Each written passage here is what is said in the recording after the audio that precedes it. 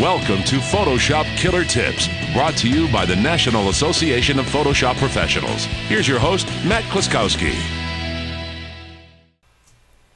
One of my favorite features in CS4 is the Clone Overlay Preview when you're cloning. It's really a small thing, but it's huge for me. Well, I got a little tip for you on how to use that and how you can start to extend that and make it a little bit more useful for you. All right, so let's zoom in here, and let's say I was going to try to clone out this little light pole in the background.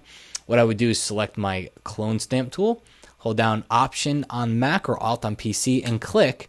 And if you look inside the cursor, you see that it shows you a preview of what you're about to paint with. So you can line it up and you can help match things up here.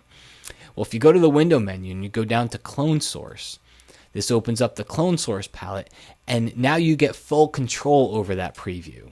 So what I can do here is I can control the opacity of it. If I still want to be able to see through it a little bit, I can drop that opacity down, and now I see a little bit of what's behind it, what I'm going to be painting over, and I still see that preview.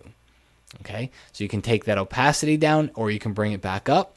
You can also turn the clipped option off, which gives me a full preview. This is not clipping it to the brush, it's showing me the full image. And if you take your opacity down, you'll see that it probably comes in a little bit more handy that way, because now I not only see the immediate area that I'm painting with, but I can see the rest of the image and get a better feel for what I'm about to clone over.